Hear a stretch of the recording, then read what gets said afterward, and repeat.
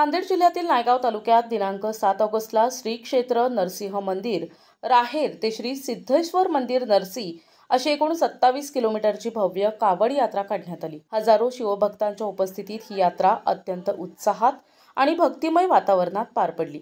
या यात्रेची सुरुवात गोदावरी मातेची पूजा आरती करून झाली।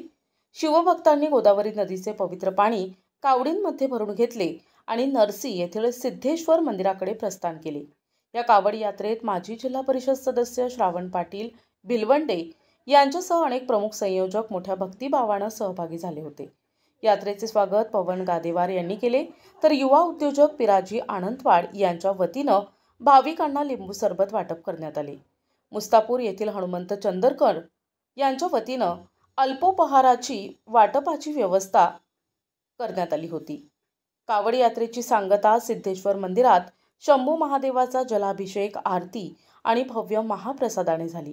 या कार्यक्रमात परिसरातील हजारो भाविक सहभागी झाले होते।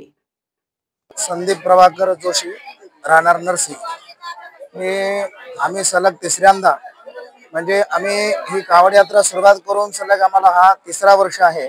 आम्ही तिसऱ्या वर्षामध्ये पदार्पण केलेलं आहे कावड यात्रेला आणि भरपूर प्रमाणे आम्हाला ह्या तिसऱ्या वर्षी जनसागरांचा खूप आम्हाला प्रतिसाद मिळाला, जेणेकरून आज एकादशी युक्त द्वादशी तिथी आहे आणि द्वादशी तिथी असल्याने प्रदोष काळ पण त्यात चाललेला आहे आणि त्यातल्या त्यात आपल्या हिंदू धर्माप्रमाणे श्रावण मास हा पवित्र मास सांगितलेला आहे आणि अशा पवित्र महिन्यामध्ये प्रदोष काळामध्ये आम्ही श्री क्षेत्र राहेर नरसिंह मंदिर येथून प्रातःकालामध्ये ब्रह्ममुहूर्तावरती श्री गोदावरी तीर्थाचं स्नान करून तिथून आपण गोदावरी तीर्थ घेऊन कावड यात्रा आरंभ करून नरसी येथील श्री सिद्धेश्वर मंदिर या ठिकाणी रुद्राभिषेकाच्या साह्याने व रुद्राभिषेक करत आम्ही ह्या भगवान शिवशंकराच्या चरणी पिंडीवरती तीर्थ यात्रेचं पाणी जल आम्ही इथं अर्पण केलेलं आहे।